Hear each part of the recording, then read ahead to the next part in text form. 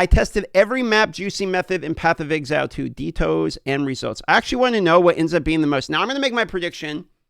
It's fully delirious, breaches on a fully juiced map, and this was 11 days ago, so this would have been like quad tower setup or something, Welcome right? back to another video. What's the method? It's going to be a big one because we do have a lot of things to cover. I'm a little bit sick, so that's why I don't have the camera on, but I'm really excited for this video in general. Over the past couple of days, I've been spamming map after map with multiple different Waystone and tablets, tactics, and strategies to see which one is the best. Actually, Ritual could be pretty good too. Is both good and funny, I would say. But yeah, to better calculate everything that we've done over these couple of days, I've prepared a Google Sheet, of course, and I'm going to give you access to it so you can see all of the numbers, and I'm going to explain everything. So we're going to dive straight into it. So what you see in front of you are 6 different tactics and bonus mapping that I've done with different bonus stuff. We're going to talk about them later. The important things are that there are multiple different things that are not going to be calculated, as you can see here. In none of the maps that I've run, I'm not calculating the gear drops, the jewels, the rituals, splinters, basic. Wait, he's not doing ritual. Anything that's less than an exalted is not calculated. Okay. Or tablets and maps. My gear rarity was at 95% for every single map. You can find my Atlas skill tree right here. If you click on it, you're going to see the Atlas tree. So this Atlas tree is pretty basic. I'm pretty sure you're going to see it all over the place. It's very, very basic for map juicing and map effects and stuff like that. It doesn't focus on any other mechanic like essences, wisps, shrines, researcher strong boxes, and stuff like that. You're more than welcome to do that, but all of my tech has been experimented with this specific Atlas tree. Now, the one thing that I wanted to mention is this node right here, which is local knowledge. I had it on for the entirety of so he is using local knowledge, yeah. Which is not ideal. You do want to switch it off and on depending on the biomes that you get on the maps. Now, if you don't know what biomes are on the maps, it's fairly simple. You open your map device, you go into a random map, you're going to see the name of the map, which is dig site, and then the biome is grass, or it's water, or it's mountain, or whatever the case the biome is. Oh, and just a quick note, the old pre-juiced maps that you did, they're going to have biomes, but the new ones won't. So if I have one, there you go.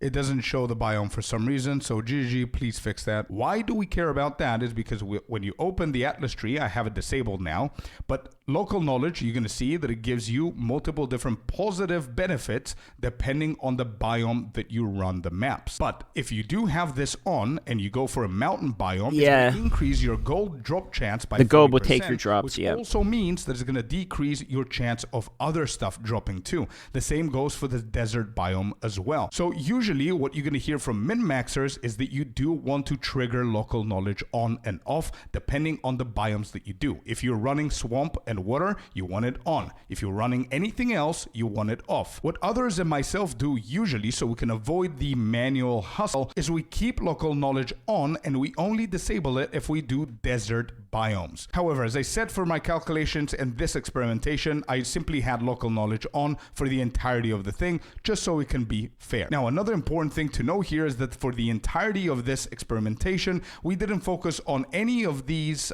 mechanics actually, apart from breaching. So breaching is the only one, and this is the talent points that I went for. And the reason we chose breaching is fairly simple. We're going to focus on rares and rarity, and breaching on its own gives us a ton of rares whenever you go over a breach. Anything else is going to need its own dedicated tactics, so we're avoiding things like ritual expeditions and stuff like that. We're only focusing so it's on mob breaching. farming. Going back to the sheet, you're going to be able to find the Atlas tree, as I said here before. Every single map has been cleared in the same way, meaning that I do try to find every single rare that I can. If there's an abyssal depth, I go in. Everything has been done in the same exact way. And also, lastly, you're going to be able to see the build that I run the entirety of the thing right Deadeye here, Ranger. if you want to see what I've done.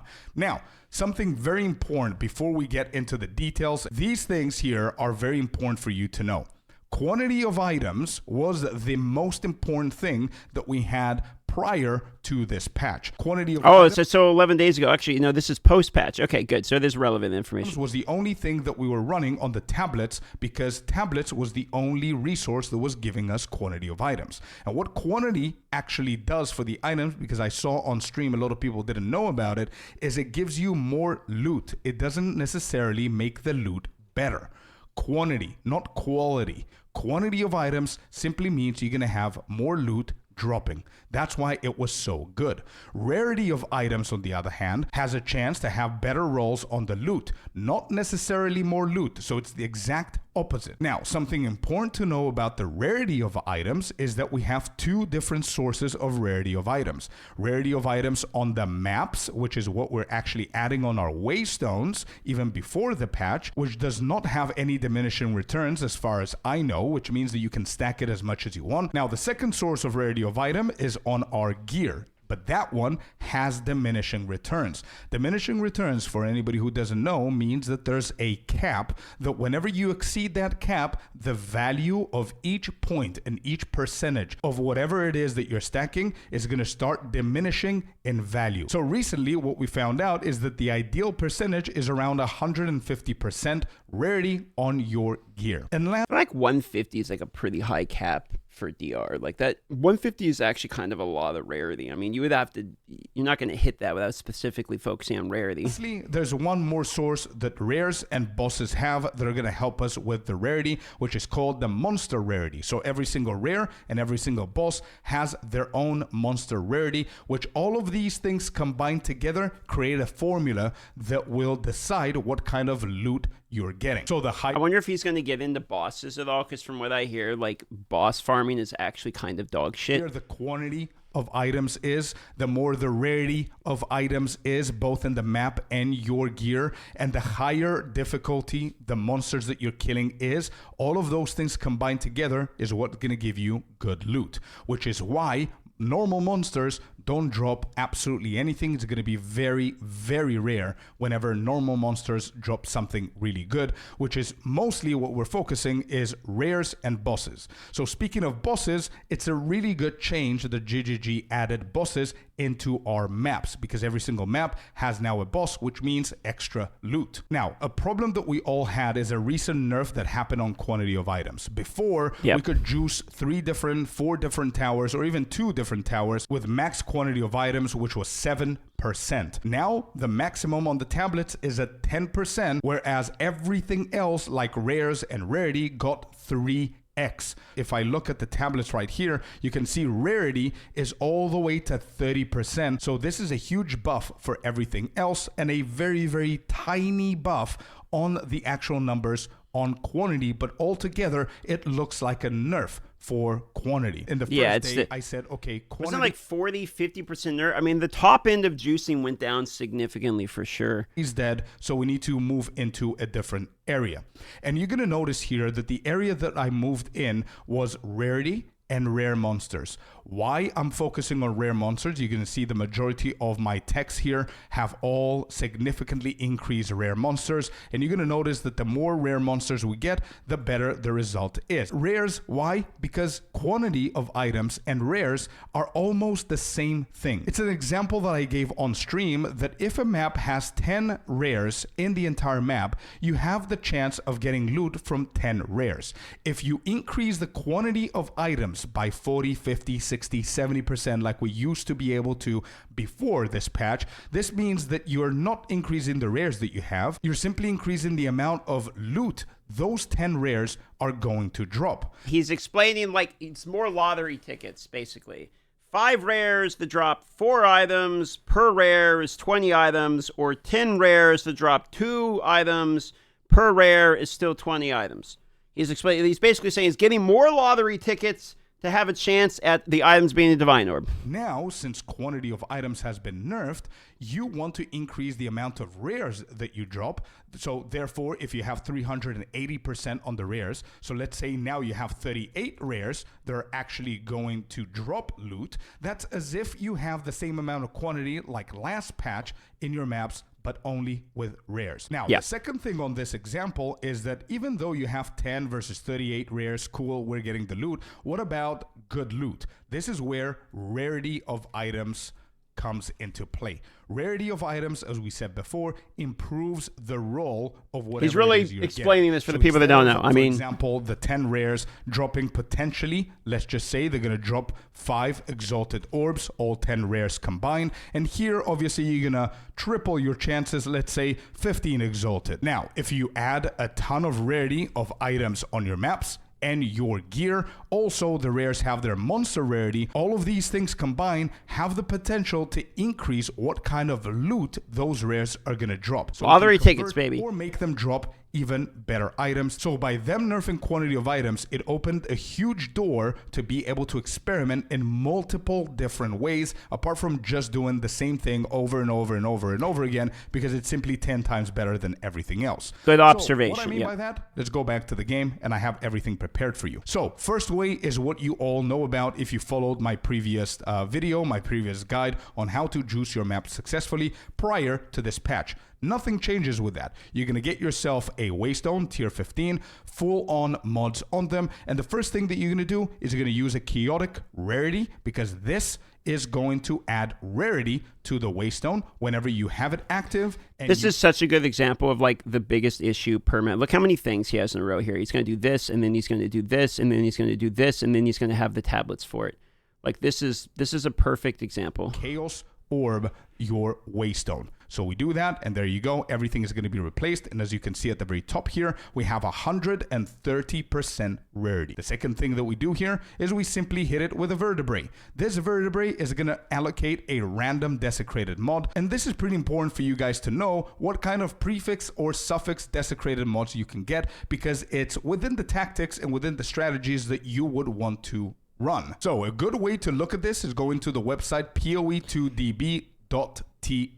The second that you're here, you want to go all the way up to modifiers. I have to laugh, man. It's too much for one. It's too much for one map. Where the Waystones are, and you click on the top. Once you click on this one, it's going to load, and you want to go down to the desecrated mods. And here you're going to see what kind of prefix mod you can get if you desecrate it, or what kind of suffix mod you can desecrate it.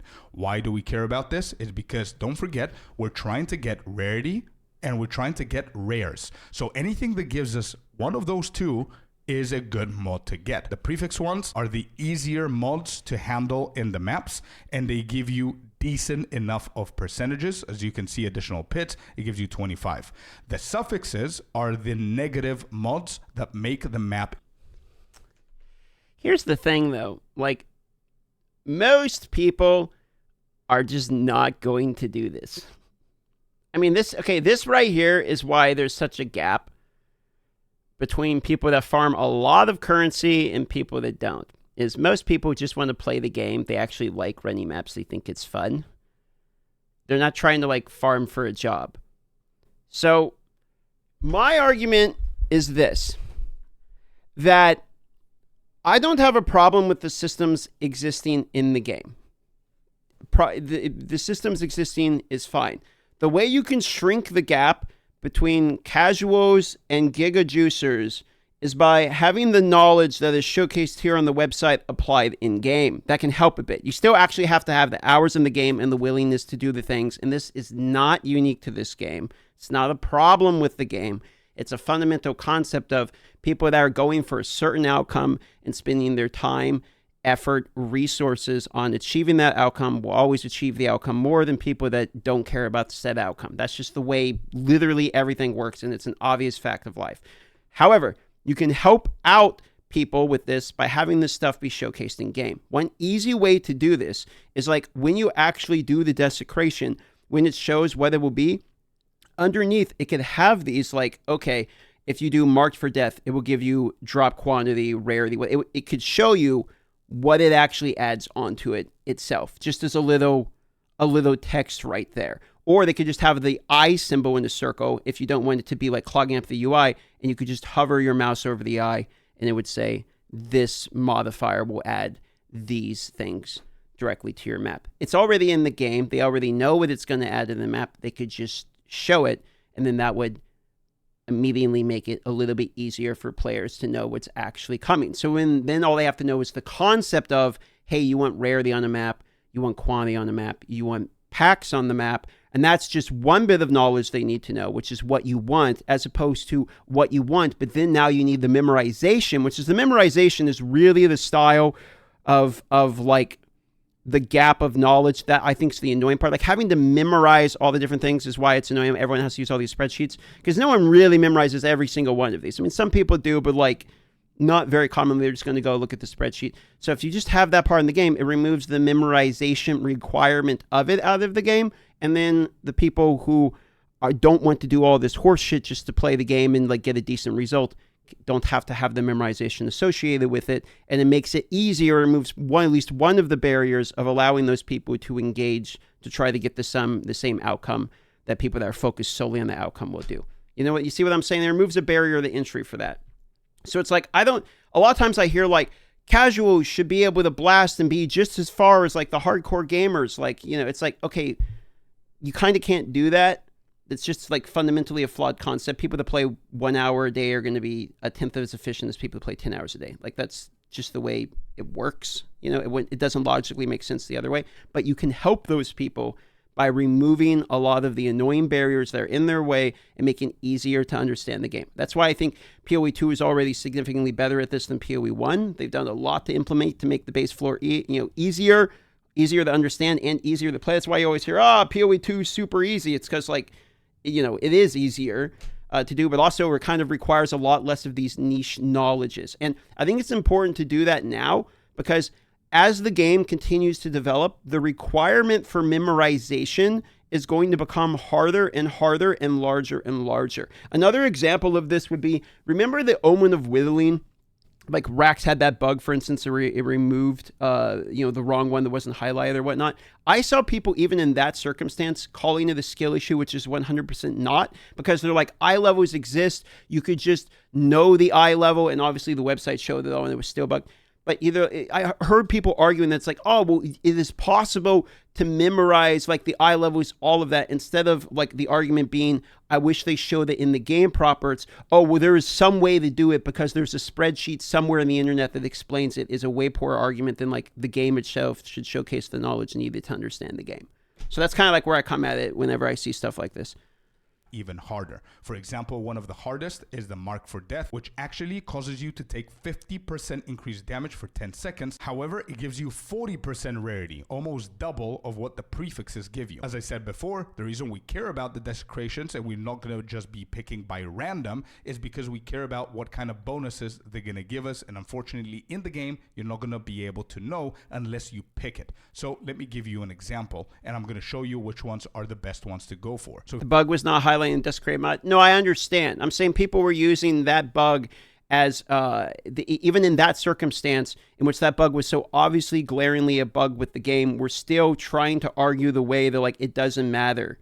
You see what I'm saying? Like people are even in that extreme example of like the game misplaying, there's still people defending whether or not the game is going to give you the information you need. That's an extreme example in order to be like the game itself should, not be misleading, or, at best not be as misleading, but preferably give you all of the information so you just are making the decision yourself.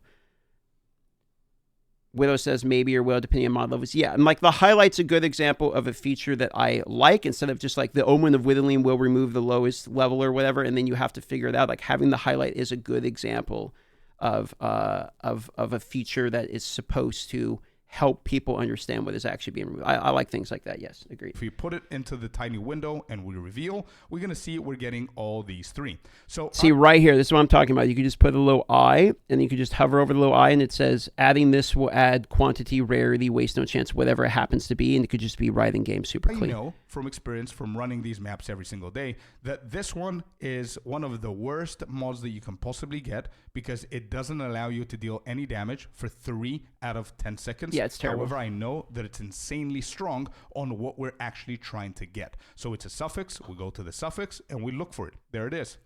So as you can see, it gives me 50% extra rares on my map. So if your build is good enough, I hate this mod, absolutely hate it, but I just take it because of the juiciness. So how it juices it, if I hover over it, you're going to see that right now we have 105% rarity. And if I pick this, I not only have 150% rarity, I also have 50% more rare monsters, which is huge for us. The last step here is we need to distill it with our emotions, which make it harder, but also provide us with extra benefits. And the choice here is going to be 3 times paranoia. See, like right here. So the delirium is is an example of it doing it properly, where it actually tells you what you're going to be getting from it. So this one was done properly. For instance, I do think that there's an argument to be made that like it's tedious to do this, but it does show you what you're going to get. For instance, so this is just, I don't like the system of having to do this with every Waystone. Yep, I understand. But separate from that fact is like, look, it actually shows you will receive this. Like that should be on the Abyss info as well, in my opinion. Paranoia adds 45% increased number of rare monsters whenever you put all 3 of them. So now this map is not only going to have 105% rarity, it's also going to have 95% rare monsters. The second way that you can craft your Waystone that's going to be equally as good, it's going to be almost the same steps apart from one. So first step is the same. You're going to use a chaotic rarity. You're going to hit it with a chaos orb. It's going to give you a ton of rarity. But the second step, instead of just hitting it with a vertebrae, you're going to hit it with a sinistral necromancy first. Sinistral, not dextral, because sinistral is going to add a desecrated mod as a prefix instead of a suffix. Remember? Some of the early access just means it's not harmless and polished, to be fair. Oh, absolutely. I mean, I'm not sitting here raging about it. It's just, I'm talking about in concept, like it would be better to have the information available in-game. I think that's a pretty fair argument. I'm not sitting here being like, fuck you, GGG, like, why haven't you done this? Your game's dog shit. It's just like a point I'm making, like, as the game has already done a pretty good job of making it easy to access, and I hope that they continue to do that as the game is built out. What I said before, the suffixes are the bad ones that give you higher percentage.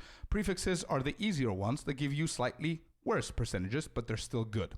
The reason why the prefix is insanely good is because of this right here, which is priority number 1. If you ever get this, you don't think twice, you always click on it because it gives you a ton of additional pits and it gives you a lot of percentage. You're going to see additional rare monsters. It gives you a ton of stuff, and you could do 2 things with this map. A, you can sell it for 1, 2, 3 divines. People buy these because they do group plays with rarity bots, and these are the best maps to run as groups. Not that much as solo. I tried a few, you're going to see the results, but it's really good for group plays. It's really good to actually sell it, or you can have some fun on your own with your friends or solo, whatever the case is. And the second priority here is going to be this right here. So it gives you 30% on the rares, and it adds an extra abyssal modifier on them, which makes them A, stronger, and B, it increases their chance to drop better loot. The more modifiers a rare has or a boss has, the more monster rarity is going to build.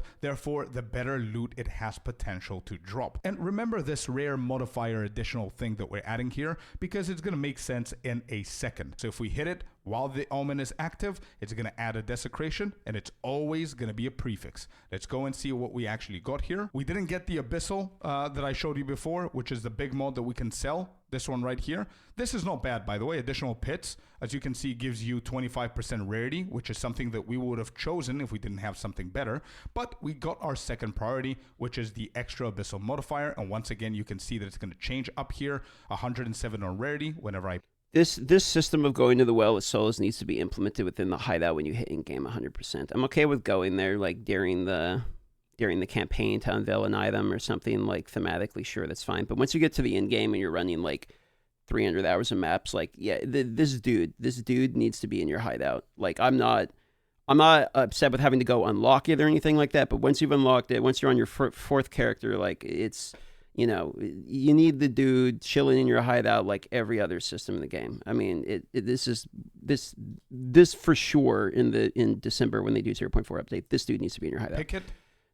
Boom, 30% on rare monsters as well. And once again, we're going to distill it with Paranoia because we don't have a lot of rares, but we do have a ton of rarity. The third way of doing this has an extra step at the end. The last step that we do here is going to be slightly different, which is going to be adding a different kind of distilled. So we're going to add the 2 paranoias, which is going to give us an extra 30% on the rares, which is going to bring that to 60%.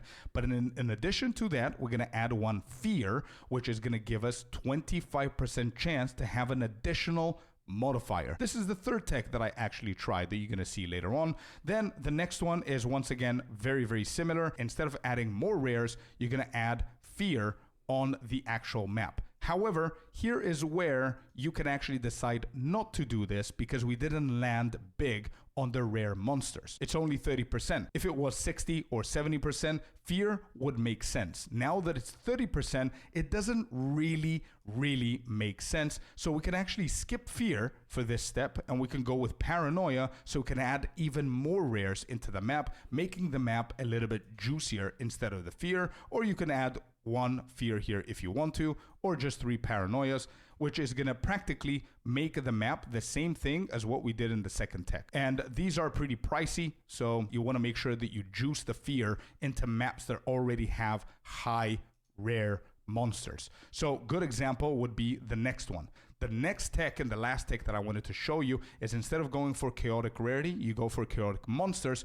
which this only adds rare monsters to the actual map. So if we click on this and we hit it, you're going to see it's at 52 rare monsters and 121 magic monsters. And then we're going to hit it with a vertebrae and hope we get some more rares here. We go Mark for Death, so it's definitely something I'm going to go for here. This is a tough mod, but look at that beautiful percentage. We have 40% item rarity, 52 rares, and 91 magic monsters. Here, we can actually decide to go for the fear. Again, it's not mandatory, but it's just another tech that I found that actually works. So as you can see, full fear, we're going to have 40% rarity, 52 rare monsters, 91 magic monsters, and 75% chance to have an additional modifier on our rares. But these are the different ways that you can actually go about it. You can mix and match. You could do whatever you. So what's the math of it then? There's so many different ways that you can juice the maps now.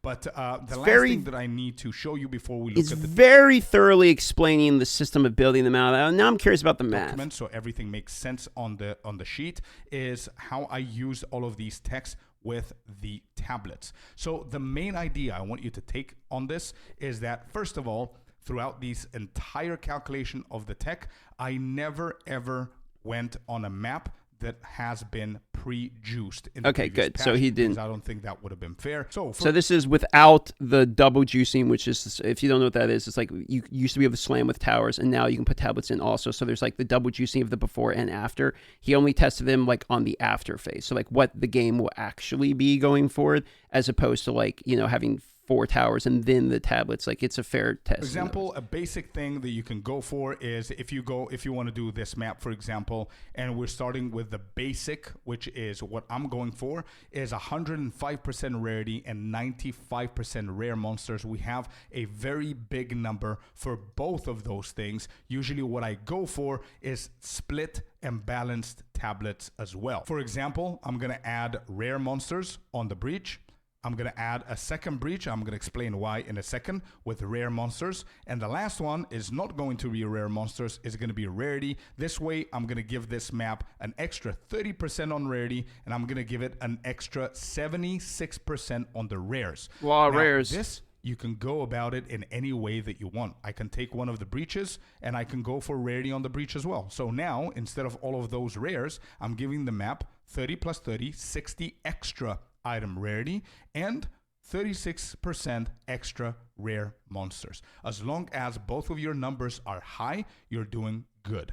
Now, the tablets, why I'm choosing these, I'm not going for rituals, I'm not going for expeditions or anything else there, is because it doesn't really make sense to me. Whenever you're juicing the maps, ritual is not affected by your juiciness of the maps, it's affected by other stuff, and the other stuff are actually juicing your maps for the rituals, like pack size. You need pack size so you can be able to collect tribute, and you need tribute so you can be able to reroll as many times as you want on the ritual. But in order for you to be able to reroll as many times as you want in the ritual, you need specific tablets that are ritual based, and you cannot just put one ritual tablet in there and expect it to work perfectly, right?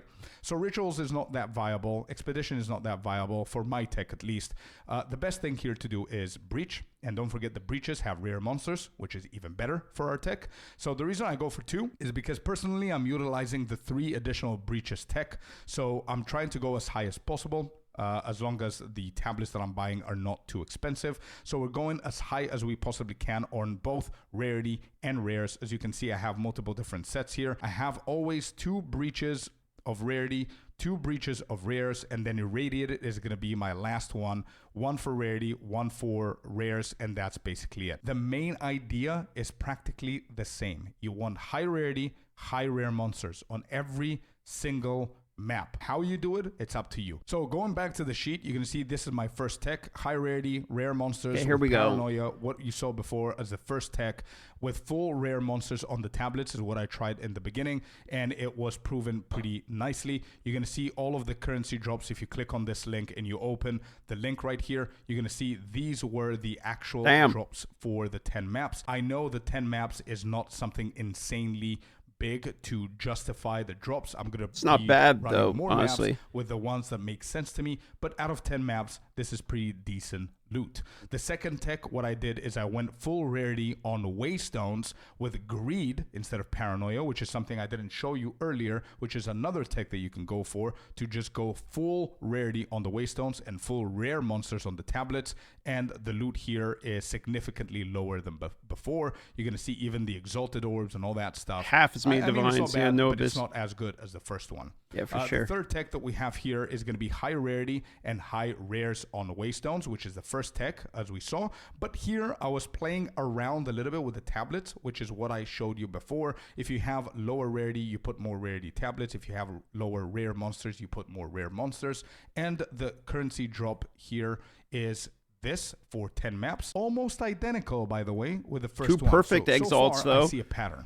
Next one, the fourth one is full rares and magic on Waystone with Paranoia, which is hitting them with the chaotic monsters that I showed you earlier, with full rarity on the tablets, which is the opposite of what we did here. And the loot here is 1 Omen of Light and 2 Divines. You can see the entire thing right here, and it's not that bad. It's pretty decent. Full rares plus modifiers on Waystone, so I combined Paranoia and Fear, and then full rarity on the tablets. The loot is like this, 3 divines out of the 10, and this is everything else. And then that here not bad is either. Where things become a little bit funny.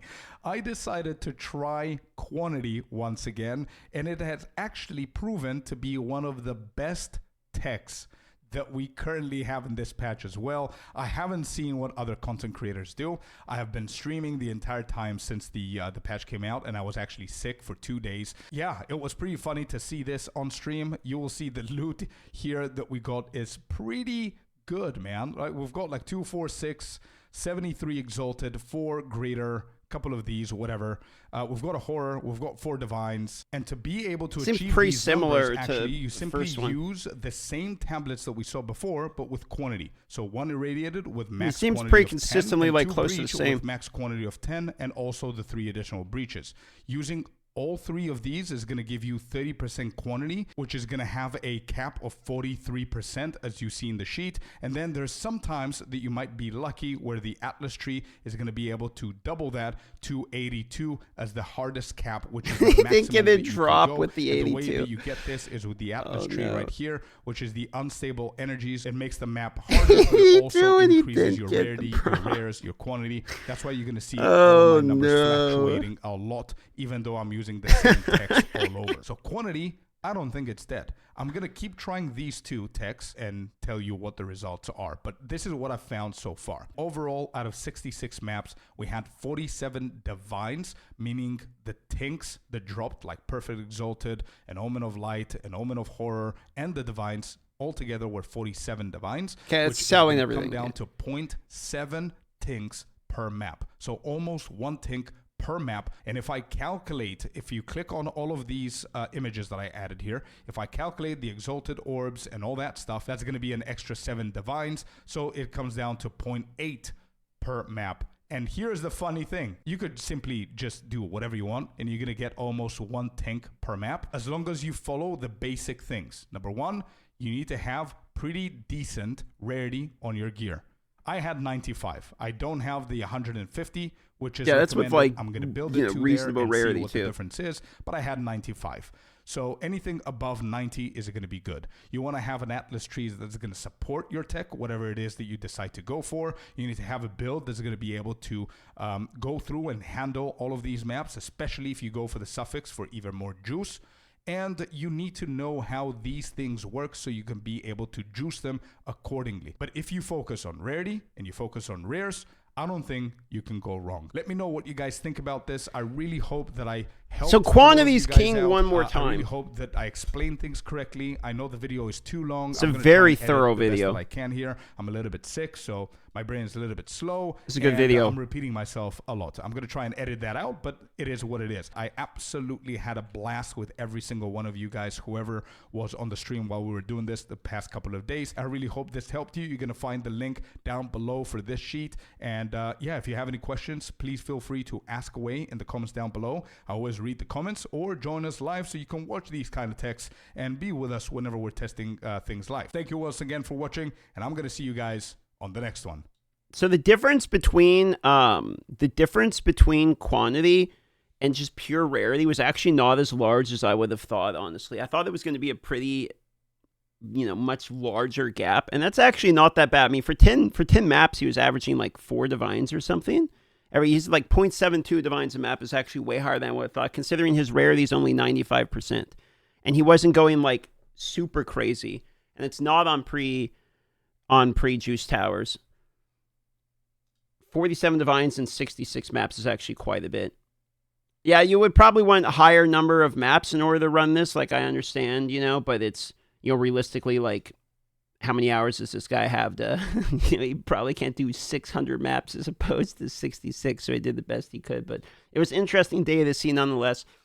Definitely recommend, if you're wondering how to juice or do some farming, like, this was a pretty solid video, kind of explaining it very thoroughly from the beginning. 0 divines for you. Last season, I had like 3 before I hit maps. You know what's crazy is I got more divines in campaign this league than any other season. I was getting like my first 4 characters, every single one got a divine like somewhere in Act 4, which is just wild. Like, it was wild. The bosses in Act 4 were dropping them very high. I almost wonder if they were like there was something off that made them drop too high, or maybe it's just anecdotal and I got super lucky. But I got a lot of divines in campaign.